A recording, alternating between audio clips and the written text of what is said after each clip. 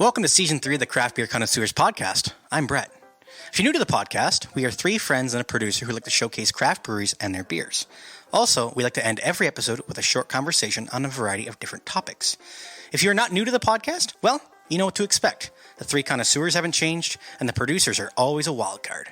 Whether you're new or returning, please feel free to listen to all of our previous content. And remember to follow us on Instagram at Craft Beer Cons, send a friend request on Untapped, or subscribe on YouTube at Craft Beer Connoisseurs. Also, drop a comment, like, and subscribe on Apple Podcasts, Google Podcasts, Spotify, or wherever you listen to your podcast.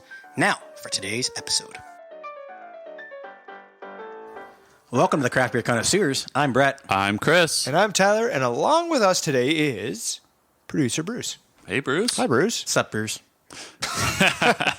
So in today's episode, we're going to be reviewing Red Barn Brewing Company, which is located just outside of Blenheim, Ontario. Yes, and as always, we're going to be having two beers today. No, wait. What? Oh, wow. No. Whoa, that was Aggressive, adamant, my yeah. boy.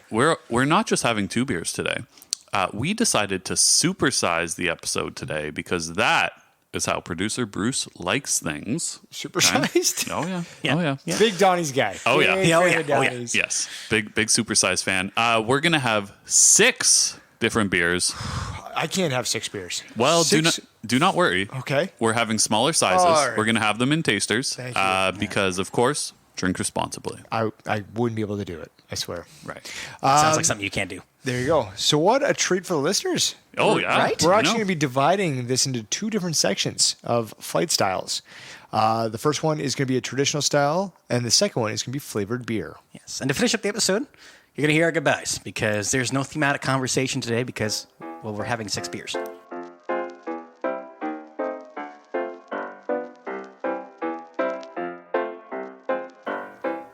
And we're back. Yes, we are. Red Barn is located at 20466 Lagoon Road, just outside of Blenheim, and about 5 to 10 minutes off the 401. Red Barn is located in what? What would it be located in? Green Orange. picnic table. I was going to say Orange House. Green picnic table. Yes. Didn't see that one coming. It's a Red Barn. It's a big picnic table. A large It must be a really big picnic table. Yes, the world's largest. So, co-owned by Denny and Sandy Verrett, along with Dan English. Their first priority is family, and the beer is what brings everyone together. Inspired from the family legacy, including Pepe and Meme, who immigrated from Belgium to Canada in 1955, and Pepe was a home brewer all his life. Wow. All his life? Yeah, like when he was 6, he was just... He was Brewing. brewing. There Yeah. you go. All right, so Denny would go down into the basement and watch Pepe, complete the chemistry of making beer, which we've discussed previously. It's A lot of things go into quite are a involved. process. It's Yeah. a lot of chemistry for sure. Now, unfortunately, Pepe passed away in 2001. Denny was going down to the basement one day, and there was one stubby bottle left of what Pepe made. So that bottle itself would actually go with Denny to some of the places that he moved to thereafter or traveled to. So he Awesome. took it with him. Well, I will say, pretty cool that Pepe was brewing beer and putting it in stubby bottles. Yes, right? I love a good stubby Let's start bottle. a hashtag Bring Stubbies Back. Yes. Yes, let's do it. So in 2013, after seeing that stubby bottle again, Denny had a thought that maybe Pepe wanted to take it to the next level, like next level past homebrewing. So at that time, where the Red Barn Brewery is, it was just a dirt field. And then gradually over time with, construction, licensing, and bigger equipment, it's all turned into what it is today, which is one of the must-travel-to destinations in southwestern Ontario, and definitely something that Pepe would be proud of. Yeah. So speaking of destinations, they were actually the winner of the 2022 Ontario Trillium Resiliency Award in both innovation and collaboration for a beverage category. So That's awesome. kudos Yeah. to them. There it is. They also just keep on building and adding, so it's nice to see the expansion hasn't just kind of stopped. They built it and they're done. They keep on adding to it, which is nice. They've actually partnered with the Lower Thames Conservation Authority, LTCA, to create a unique natural setting where visitors are able to sit down, reserve private fire pits, and enjoy the actual conservation of the area. So they've taken a little bit of an environmental approach here, and I think it kind of plays well then for their location. Red Barn, Egg, Ford, and it's great. Yeah, it'll be good to see that. Yeah. Soon enough, right? Yeah, happy birthday. So Red Barn is a way to thank contributors for helping out at the start of the, building a barn, had the Build a Barn campaign, in which each package that was sold, Red Barn saved $50 of that. That was then donated to local projects, charities, and activities within the Chatham-Kent area. And it was kind of funny because the Build a Barn campaign wasn't started on like a GoFundMe or a Kickstarter. It was actually called Barn Raiser. Yeah. Nice. I've heard of that before. Right? I thought that was a little clever. That Makes sense to use that when you're building a barn, right? Absolutely. That's Anyway actually you super can. clever. Anyway you can. So that barn was raised and opened on July 1st, 2020, so Canada Day, of course. And the brewery thought at that point that they had enough stock for about 2 months of business, and they sold out in 2 days. So obviously big demand for beer in the Blenheim area. So that unfortunately required them to close for a month. Which is not great. So during that month, obviously they brew more beer, have more stock to keep up with that demand. But ever since, they've been good, and absolutely, a lot of demand is a good problem to have. For sure. Absolutely, right? If as I said, if you make good beer, people will find you. Yes, Wherever you're absolutely. located, right? Absolutely. So these days, plenty of special events going on, including the Barn Laughs series, which happens every month except December because it's kind of later in the month, and that would coincide with Christmas, and Christmas is a whole other thing. Local music acts, and also surprise mystery concerts. Ooh. Yes. I like a surprise sometimes. Right? They only get... Okay. Yeah, okay. I like a surprise sometimes. Like a Kinder surprise or just like a regular surprise? Well, what's a regular surprise? I don't know. It depends on what the surprise is. There you go. Yeah. So they only give it the style of music beforehand, country, alt rock, etc. Okay. In terms of food-wise, they do bring food trucks in throughout the summertime, but kind of through the wintertime it gets, it's a little cold outside. So It you have is. food trucks out, people in their parkas waiting for a poutine. I don't mind that. Depends how good the food is, right? Like I would wait in the cold for some. If you great make good food, they will come and find you. Exactly. Yeah. No matter what the I always temperature say is. that. It's like a good surprise sometimes. Now, I kind of alluded to it a little bit earlier on when I was talking, but I haven't been. I don't think anybody. No. I have not. Do we want to go? Yes. Yes, absolutely. Especially if they've won an award from a tourism industry, like that means that they're doing good stuff, and I would love to see what it is that they're doing. I think a little bus tour should be in order, Well, yeah, Blenheim's not too far away from us. Right? Skip it a jump. Yeah. Yeah. Now, on Untapped, they have 56 beers with an average rating of 3.69 out of the 5 and just over 5,000 check-ins. Obviously, none of us have had them before. That's right. We're changing that today. Yeah, we might Going have a all the couple. way up to 6. It's a big number. It is a big number. Yeah. Well, if you are going to the brewery, they're now in their winter hours, which are basically just the weekends. So Friday to Saturday, 12 to 9, and Sunday, 12 to 6. And just a note, if you are going, don't call them to try to make a reservation. There are no reservations. But they do say the first to arrive gets the first beer. So, It's true. Yeah. Second So just- arrive so might get just the show- second one. And if Math you're, adds up. If you're there when the beer's gone, then you get no beer. I was going to say, if you're the last one there, they've sold out. Yeah. You got to wait a couple days. Maybe. And delivery-wise, $15 flat rate shipping across Ontario, but it is free if that order gets over $100. So again, collaborate. Yes. Get at least $100 worth of beer, so you get free delivery. Yeah. Awesome. Well, as always, of course, we're going to link to Red Barn's information on our social media so you can check them out. And we're going to get on to the first 3 beers.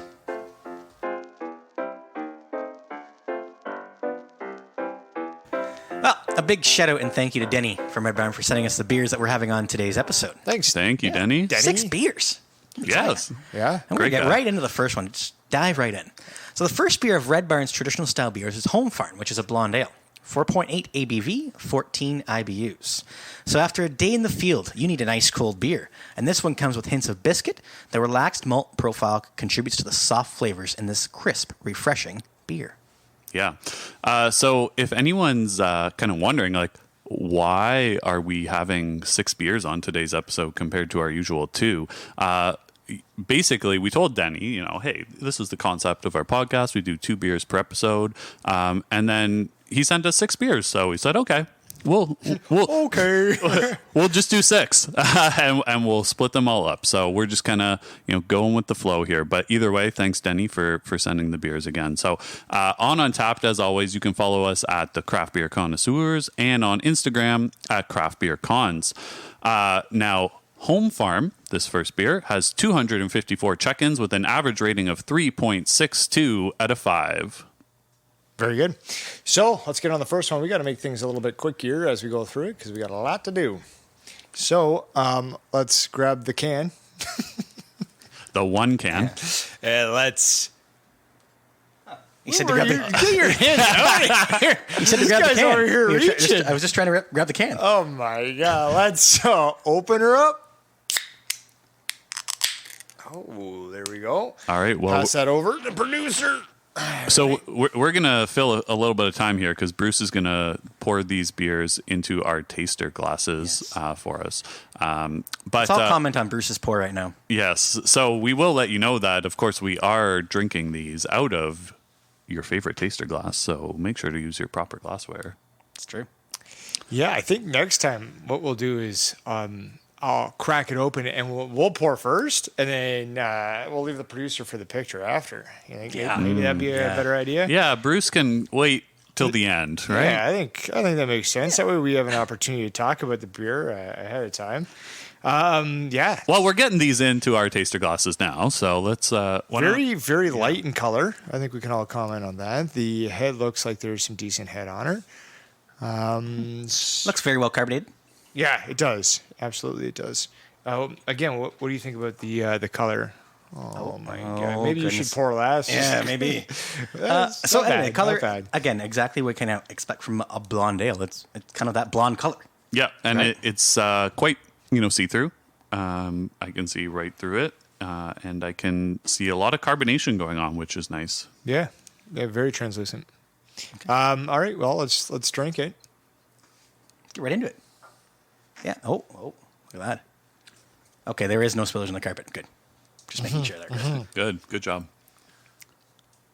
Okay. I love how you patted yourself on the back for saying good job after I said there's no spillage. Yeah, good job. Oh, I thought you were saying you did not No, have spillage. you. Okay, yes. Well, good job to myself. Of There we course. go. Yeah. Yeah, this one is crisp. It's Yes. very clean, very easy, very easy drinking beer. Some good flavors in it though too.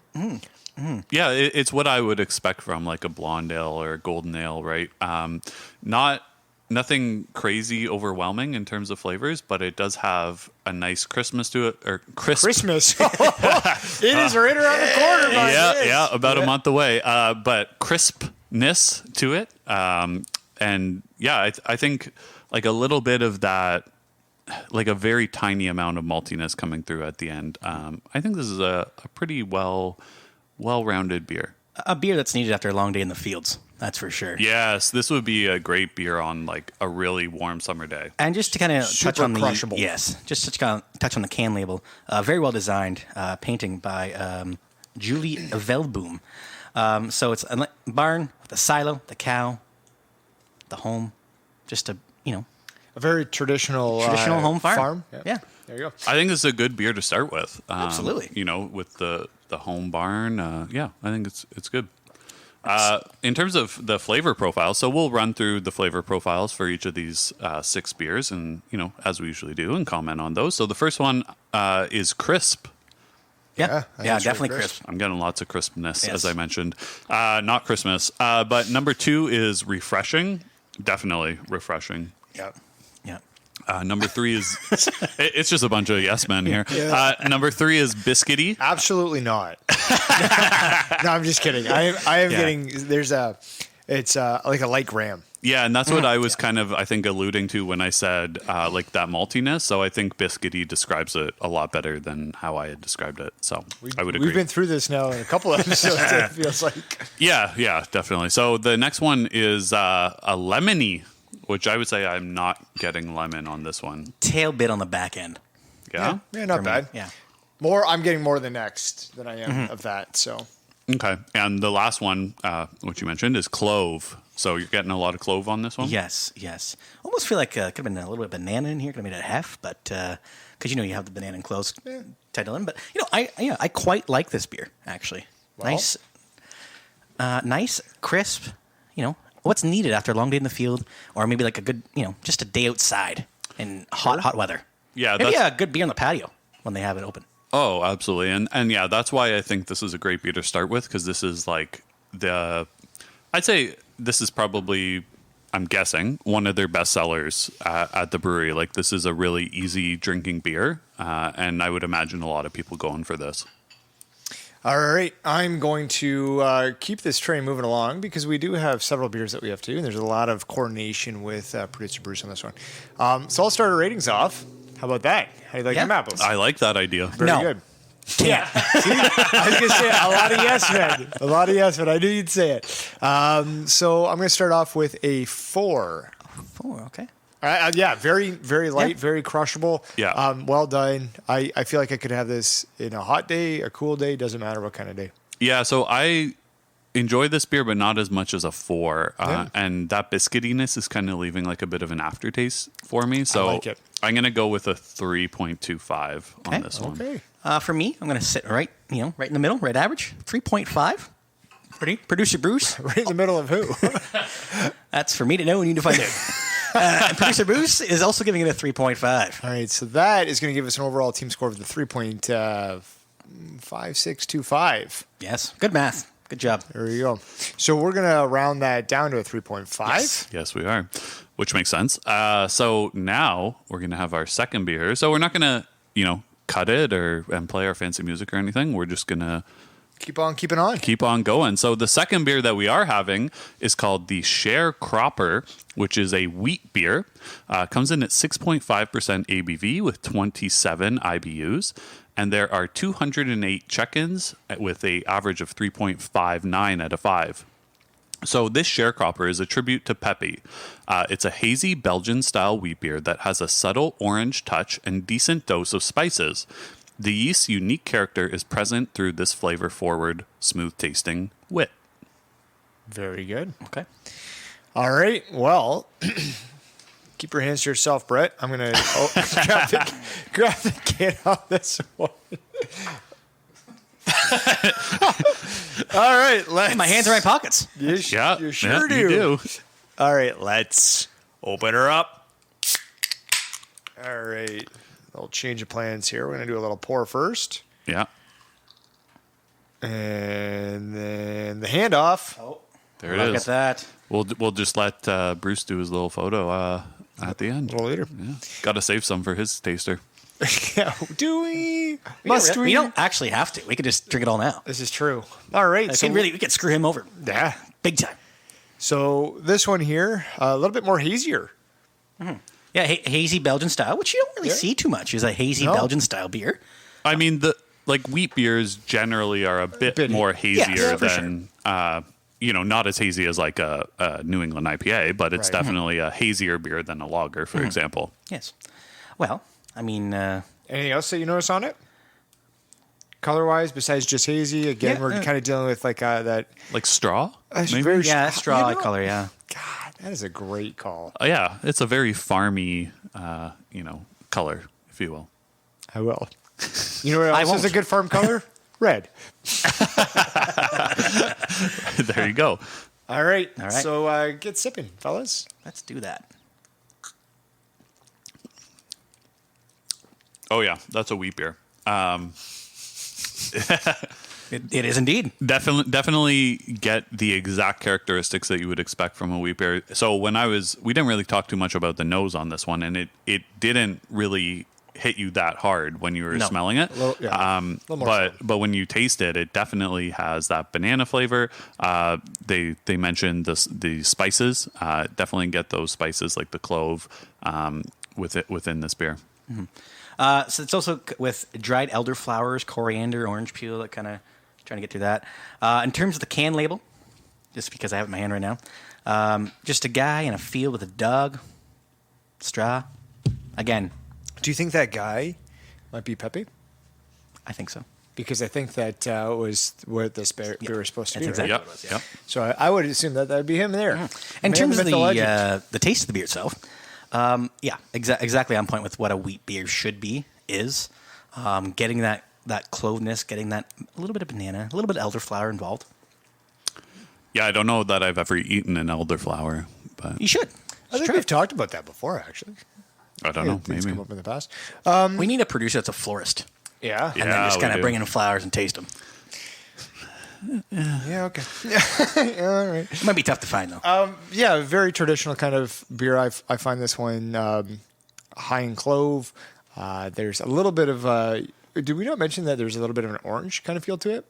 Yeah, I orange peel. believe? Yep. Yeah, so I do get a little bit of that orange. Yeah. And that'd be more the zest side of things. Again, not the juice side, more the rind, right? So, top 5 flavor profiles. Number 1, wheat. Yep. Yeah, Dead ringer. I mean, I wouldn't put that number 1. I mean, it's a wheat beer, but I'm not necessarily getting wheat flavor. Suck on from that it. wheat. Number 2, Belgian-y. Yeah, sure. Okay. Well, I mean, it tastes like a Belgian beer, exactly. right? So Yeah. that's where it comes from. Yeah. 3, balanced. I think this is actually a pretty good, well-balanced beer. I agree. There's nothing a whole lot standing out. It's just all equally there. Kind of like what I said in the previous episode, right? About one of those beers. Yeah. Number 4 is citrus. Like, not a Yeah. lot. I agree, like, it's partially there, but nothing outrageous. Yeah. Number 5, spicy. Yeah, no, it's not a spicy beer. by Yeah, any and I stretch, think- No, right? but I I can think what- taste the different yeah. spices. Yeah, in yeah, it. there's Like, definitely you know what I spice mean? involved, yeah. There's definitely, because it goes back to being a traditional. Right, and I think right. what people mean by that is basically the clove, right? Yes, pretty well. So Bruce is saying, like, well, speaking of clove, what about clove, banana? Like, Mm-hmm. I would definitely include those in there. Probably replace wheat and Yeah. citrus. I'm getting the probably. banana on the back end of it for sure. If you let it sit there at the end, Yeah. that's where I'm getting it. In terms of ratings, I might as well start it off since I'm talking. I'm going to give this a 3.5. Again, so on par with my first rating. Sorry, I'm just finishing off. I'm going to give it a 3. I'm going to give it a 3.5 as well. And producer Bruce giving it a 3.25. So, Brett. Math. Oh God. 3.3. I'm going to go with a 3.3125. That's what I'm going to go with. Perfect. I think we're going to round that down. Thank goodness that Bruce is around. Eh? Right? We knew he was good for something. We're going to bump that down to a 3.25. Yes. Very good. All right. And the third beer of this fun time. Yes. What is it? Yeah, so I got this one here. So the third beer is the last pass of the traditional beers, if you will, which is a Session IPA. It's 4.5% ABV and 54 IBUs. 212 ratings, 3.73 out of 5. We got the straw colored with a simple malt backbone and nicely balanced hop finish. Piney, citrusy flavors from the local grown hops will shine through the beer. So let's see how Nice. that looks. Somebody talk for just a brief second. I've got to just do a little cleaning of my taster. So Yes. just so everybody Yes. at home knows, that's why you hear a little bit of clinking and clanking, because we are cleaning our taster glasses between beers, because that is what a craft beer connoisseur would do. Right. And what's what you should do too. You do not want, when you're having a Session IPA, you do not want the residue of the wheat beer that we just had. You know, Or the blonde. Or the From- blonde, right? contaminating, Yes. if you will, the next beer. You want to get, that clean glass so that you can get all the flavors of the beer as it's meant to appear. Yeah. He's ready now. All right. Thank you, Chris, for filling some time. Let's open her up. It's open. I like that.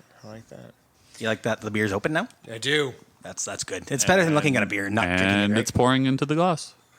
And a perfect pour. It's like a gas pump almost. You got to be very cognizant here.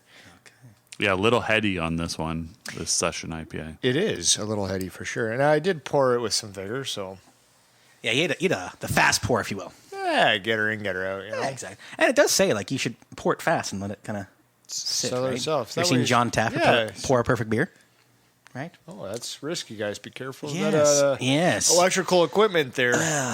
It wasn't my problem, so if they screwed it up, then it's on them for money, not me. I've got a laptop stand because of some of the incidents that have occurred in the past. We should get one for the projector now. Also, good idea getting that. Thank you. Anyway. So we should talk about the beer. Yes. What do you see with this Session IPA? It's not what I see, but it's what I smell. Mm-hmm. I went to the smell kind of first on it. Yeah, And as soon as I poured it, it was very, you could smell that very a lot of prominently. fragrance, right? Yeah. very nice.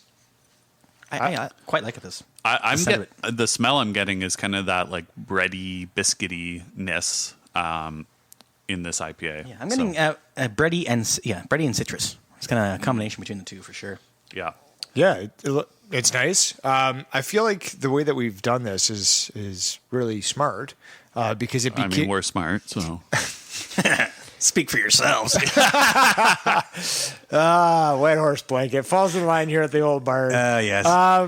Anyways, the haziness kind of, increased as we went through the beers. We went from something that was a little bit Yeah. more translucent, something that was kind of mid haze, and this here I would say is full haze. Mm-hmm. I'm also getting a couple adjuncts in there. I don't know if you guys are seeing some residuals just kind of I'm floating not around. getting it.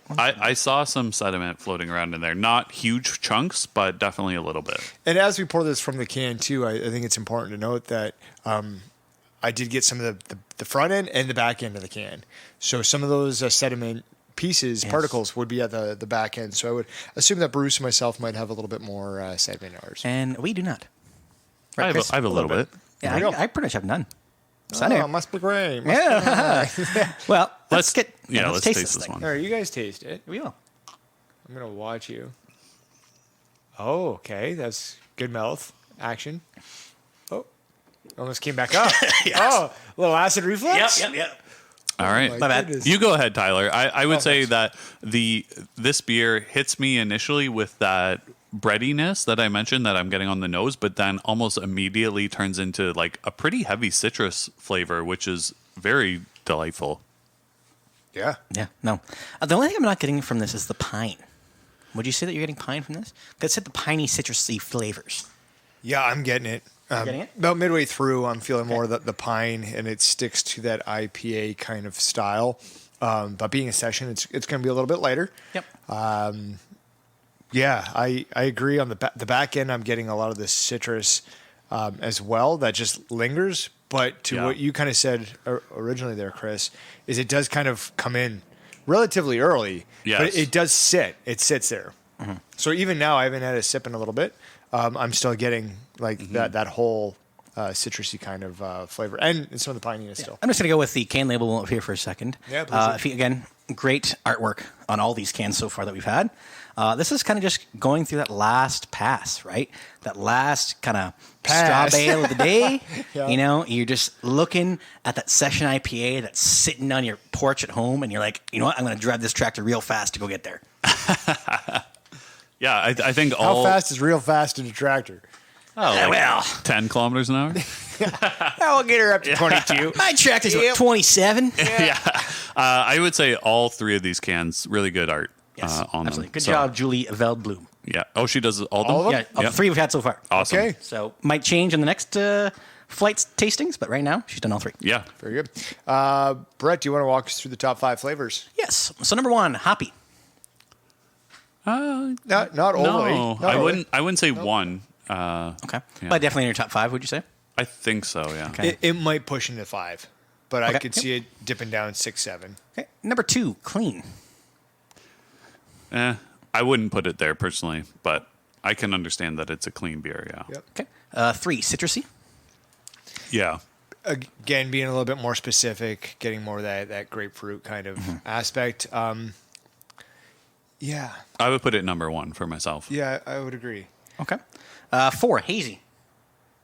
In Yeah. appearance? It's hazy, yeah. Okay, great talk. And number 5, bitter. I don't find this overly bitter, No, to me be neither. honest. Yeah. So Bruce is saying maybe light, crushable, refreshing, balanced, a few other options to go for. I would say definitely crushable. I mean, a session, you're looking at a crushable kind of IPA. So. They're meant to be crushable, right? Yeah. In the most part. And good lacing on this, too. Yes, absolutely.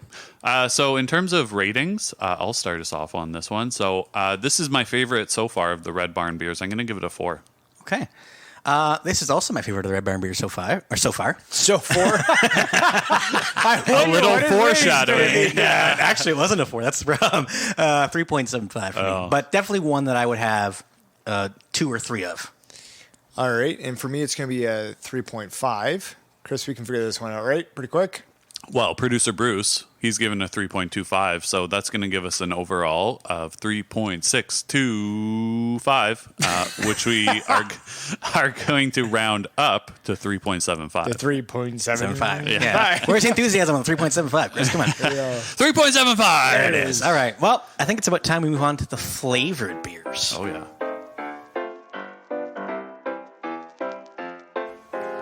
All right, we're back with our second flight today. So the first beer in... Is this a red eye?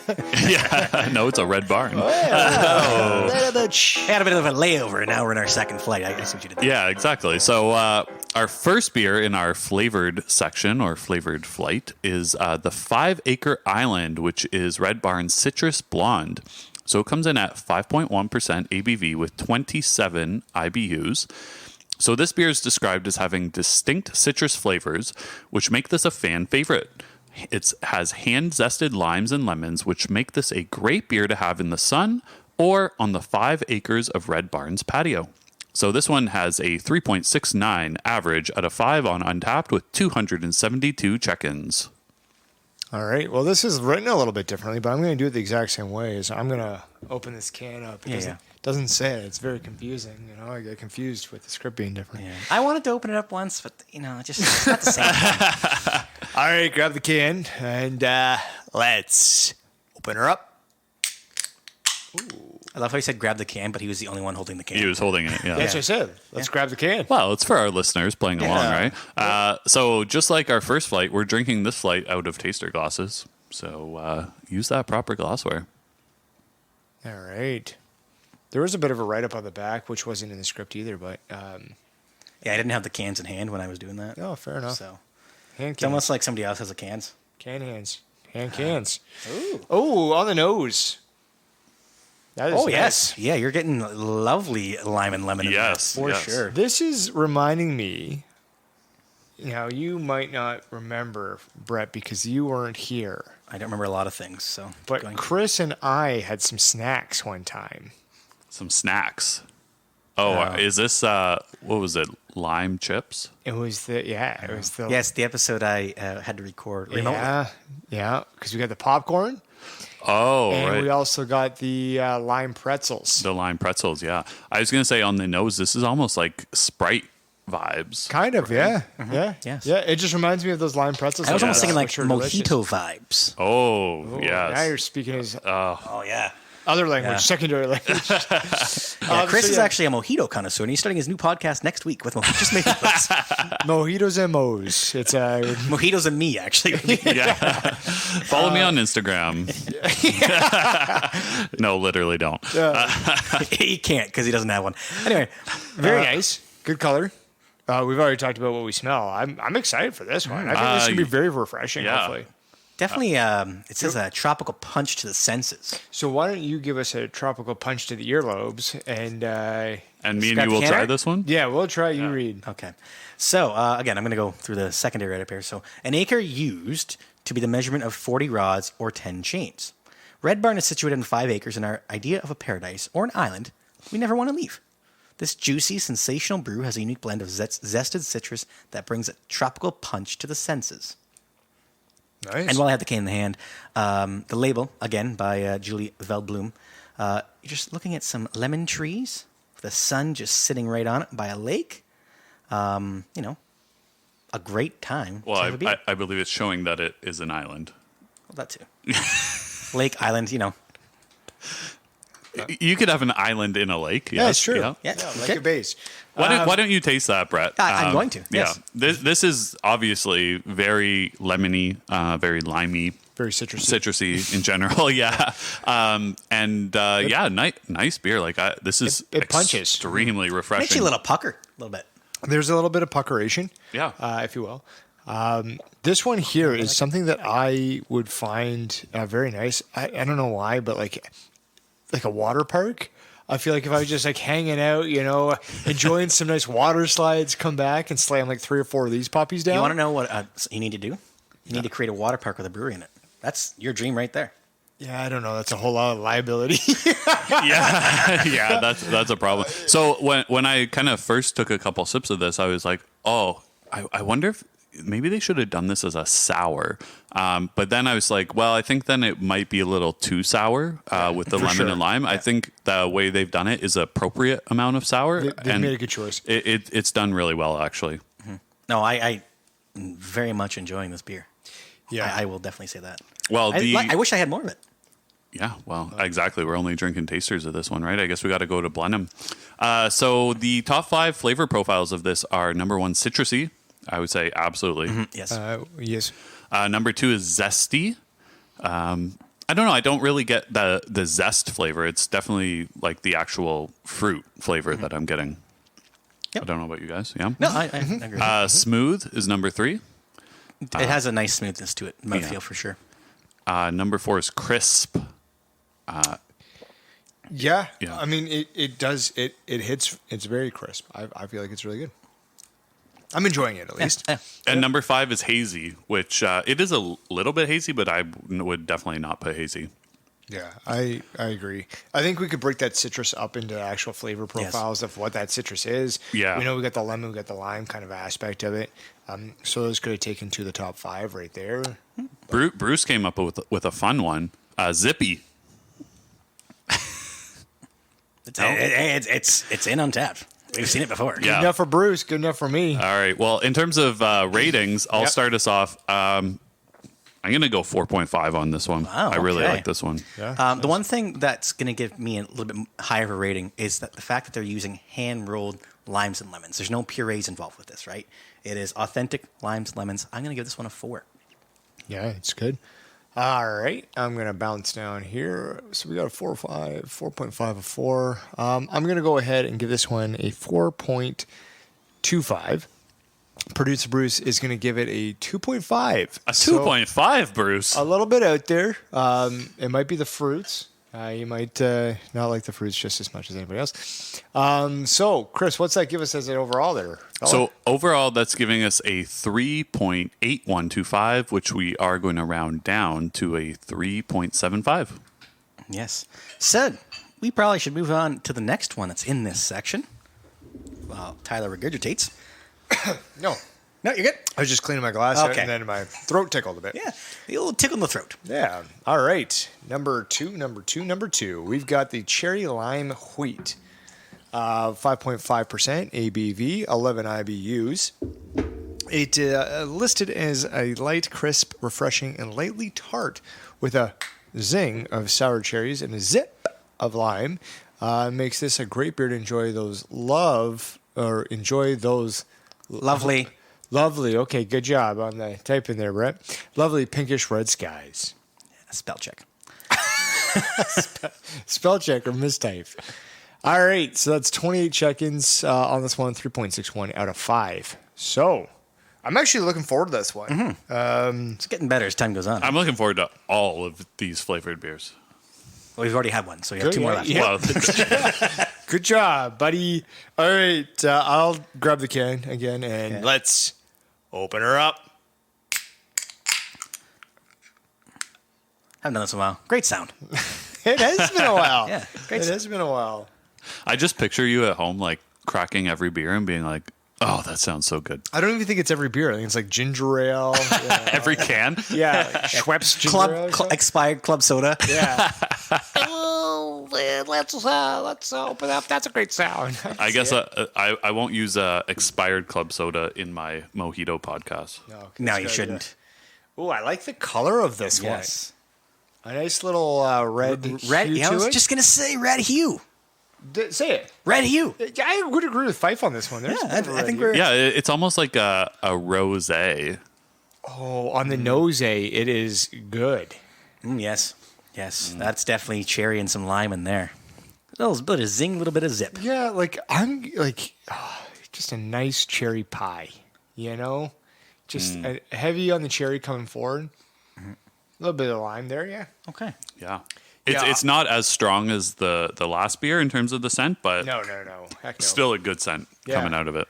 Now, this is actually just going to the can art before. I mean, you guys can start drinking now. Oh, well, thank you. Oh, appreciate that. This is the first one. It's not really a painting. It's just labeled cherry lime wheat with a picture of a cherry and a picture of a lime. Look at that cherry. It's got it is. the stem is twisted Right? already. Yeah. Oh, yeah. But still attached to the cherry. Yeah. It's you definitely know what you're getting. For sure. Yeah. This is nice. This is is probably one of the better cherry beers I've ever had. So I'll say with a cherry beer, it seems hard for breweries to get that cherry flavor, but this one nails it. This is like so cherry and that in a good way, and not a ton of lime, but the lime is just complementary Just so enough. Oh, subtle, yes. just so nicely. And Sorry, go ahead. well, I was just gonna say like. It's a cherry lime wheat, but like the wheat aspects of the beer don't really come forward. It's just that cherry and lime, And I which is love really that. nice. I love It that. just sits on your mouth like greatness. This is a very, very good beer. Yes. For sure. Big fan. Lovely cherries involved here. Yeah, I'm enjoying it. So let's maybe mosey on down to the top 5 flavor profiles. Brett, do you want to start those? I was Yes. just taking a look at this on Untappd. I was going to say so that just kinda- local sour cherries and key lime puree was Oh what was my involved. in goodness. this, just to let you know. yeah, and that, I was going to say like it tastes very Florida. It tastes like a cherry pie. You mentioned smells like a cherry pie. It tastes like how those like I can feel the texture of cherries that are in cherry very- pie in this beer. Very rich, very. Oh yeah, it's This is good. well done. They call this sunset in a can. Just so you know. Okay. That's their hashtag with it, not the actual name of the beer. Anyway, number 1, crisp. Yeah, I wouldn't be my number one, No. but I know where it's coming from. Yeah, we definitely know what's going to be number 1 here in a second. Yeah. Number 2, lime. I would put that as number 2. Yes. Yeah. Number 3, cherry. That's a big number 1. Yes, 100% absolutely. lime, yeah. Number 4, refreshing. Yes. Yes. And going back to the comments about, making the last one a sour or not a sour, I'm glad that they didn't with this as well, because it is refreshing. Sometimes those sours can be a little bit too tart. Yep. You have that Yeah. puckering. It doesn't. This, I feel like I could have 3-4 of these. And the wheat beer gives it some body, I think, which is Yes. nice. Yeah, that's a good call. And number 5, smooth. Yeah. It's a smooth beer for sure. Producer Bruce coming in loves the cherry flavor, but the fact that it's listed as wheat beer, which is one of his favorite flavors, might hurt his rating a little bit. Oh, okay. And I think that's the thing, though, is like not every wheat beer has to taste like the same wheat beer. It's like every Right. lager doesn't taste like the same lager. Every stout doesn't have to taste like the same stout, right? Yeah. There's some variety in this, and this is one of our very first ones that kind of has a different kind of flavor for wheat beer. Yeah. Okay, so I'll start the ratings off. Yeah, sure. This is tough, because it's a really, really good beer. 4.75. Oh, you want it. If you want to do it, do it. No. I think if maybe just a little bit more cherry would have got me that Yeah. 5, but the cherry A is little more cherry. It's got a lot of cherry. what? A little more. What? How can you give more cherry? Well, you would put more cherries in it. That's how you get more cherry. I think it has a perfect amount of cherry. Anyway, personally. Tyler, go ahead. Yeah. Goodness gracious. I'm going to give it a 5. Whoa! I think that this kind of goes a little bit counter to producer Bruce's point, though, is again, being a wheat beer, I'm not a huge fan of wheat beers. This wheat beer stands out. I could have this wheat beer any day of the week, and I don't think I'd get sick and tired of it. It is a solid wheat beer. It's okay, Chris. You can come to the dark side. I'm getting a 5. Yes! I think Fife stayed away from it because he was afraid. Yeah. Can I? We'll change- give you. Should I change mine? I don't know. Can I? Hey, you We'll can do give what you you want. 5 seconds to revise your rating if you want. If you feel 4.75 is justified, then by all means. But if you feel like it's a 5, that's a 5. I'm gonna go to the dark side. It's a 5. That's a first ever. 3, 5. First time having 2. We've Yeah. got 3. Yes. And producer Bruce Did not. Downer. He's giving it a 4. Now, should we ask Bruce? Bruce, we'll give you 5 seconds, Bruce. Do you want to change it? No, he's good with the 4. A very hard Which Bruce did preface that it might be a little lower because of the Weeper rating. So what does that give us overall, Brett? That gives us a 4.75. Right on the nose. So that's probably going to be our top beer of the year so far. Wow. I think. Most certainly for the year and for sure forever. Yeah. Wow. Didn't see that one coming. You want to see coming, though? Before we go on, this is a very monumental point in the podcast. Yes. This is the first time that... Can you put and post-editing, can you just throw a bunch of sirens and birthday parties?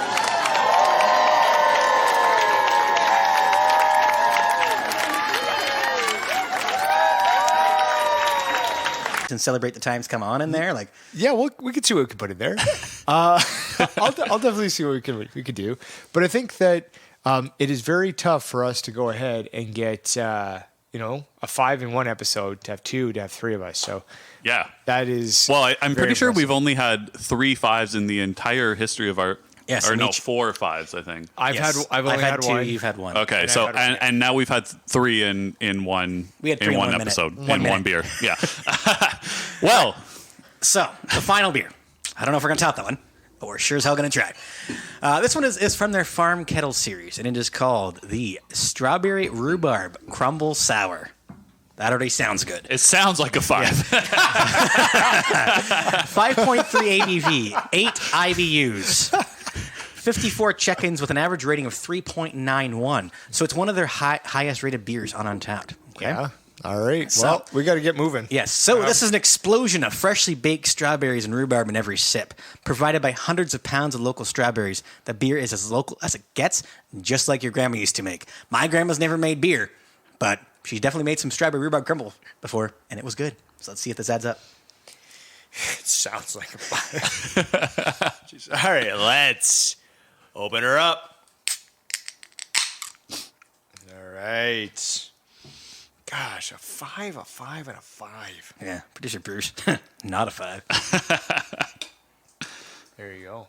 Okay. I would have been interested to see if you even gave it a 4.25, right? We would have been bumping up to a 5. Yeah. The roundup, if we could round up to a 5 overall. Holy moly. So I think what we've concluded is we're all going to Red Barn in Blenheim. Well, actually, just outside of it because it's not located in Blenheim. Close enough, though, right? Yeah, exactly. So, we'll get that tour booked up shortly.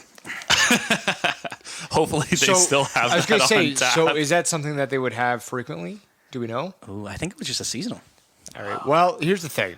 We're going to go and we're going to try. Yeah, I think we've got to contact them and say, if you have any left over, just send them. Yeah.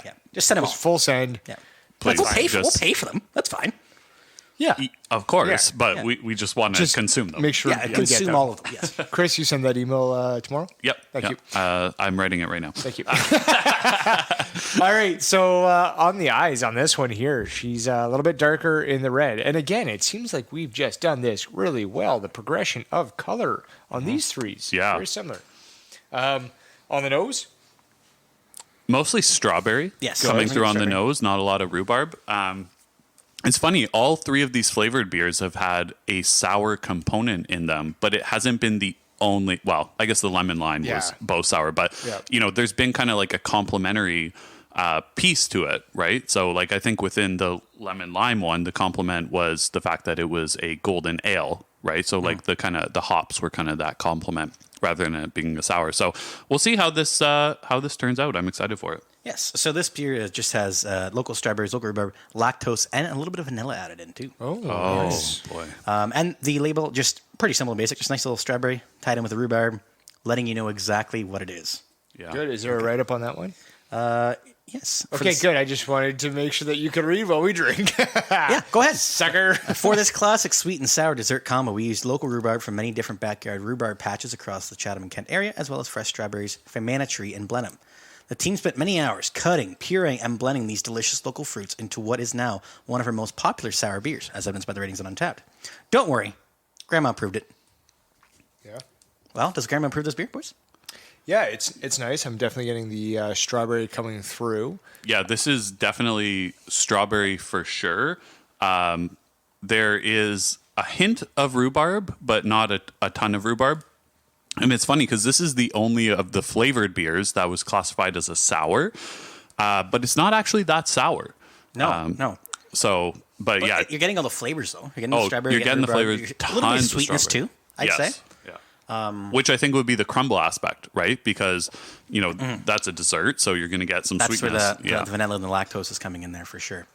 No, I am. I don't know if it's going to be skewed because of our ratings of the last beer, but my goodness, this is a very good beer as well. It is a very good beer. Yeah. Do you guys mind if I go through the top 5? Go ahead. Please. All right. So number 1, strawberry. Yes, that is number 1 for sure. I'm getting yelled at here by producer Bruce. 1 second. He doesn't give one beer a 5, and he's just yelling. I'm telling you, you know what? Like, just relax, pal. Oh man. God. You guys made a comment about the strawberries, right? Yes. And it is a tough kind of flavor to produce. It is hard to incorporate in a beer. You're right. Same as the last one too. We have had some strawberry beers before that are just kind of a little flat, right? Yep. Number 2 is a rhubarb. Getting a little bit of it. Yeah, a bit, but it's not the dominant. Yeah. And I don't think I want rhubarb to be the dominant. Agreed. Yeah. Right? Yeah, I'm not a huge fan of rhubarb either. I say that like you guys don't like rhubarb, but you do. I love rhubarb, Yeah. but at the same time, I think in a beer as the dominant flavor, I don't think it would necessarily be great. Yeah, unless You always it was need something- unless it was strictly just like a sour, like a rhubarb sour. Even then, I don't think No? it would lend itself well to being the dominant Rhubarb flavor. is what you call a complementary ingredient. I think so, It is yeah. your secondary tier. You want something with the rhubarb. Yeah. Blueberry, strawberry, cherry, whatever, right? Sure. Number 3, we have sweet. Definitely a lot of sweetness coming into this. Yeah, I agree. Okay. 4 is tart. It's not that tart. It's not. No. Yeah. What's the 5th one? Yeah, because there's no 5th one. You ruined my joke. I thought I was doing the top 5. I was trying to both lean took- you in to you what's both took number it away 5. from me. And then he's like, there's no number 5. All right, no 5th. What would you So think? producer Bruce, make one. Light, refreshing. Bruce is saying balanced. Yeah. I would go with personally refreshing. I would as well. All right. Chris, why don't you give us some numbers here? So, yeah, we just had a 5. It's hard to top that. This is like really close. I'm gonna go 4.75 on this one. Fair enough. I'm going to be a little bit lower than that. I'm going to be a 3.75. Okay. I'm going to be kind of smack dab in the middle between you guys, which I actually am right now, and be a 4.25. And producer Bruce and I are seeing eye to eye on this because he's also giving it a 4.25. So that would give us a overall score of 4.25. So we don't have to do anything with that. There you go. We can just let her be. Yes. And, go ahead. Sorry. Yeah, well, I was going to say, we've finished both our flights, boys. So that concludes our review of Red Barn and the variety of beers that they have provided to us today. And stay tuned for our goodbyes.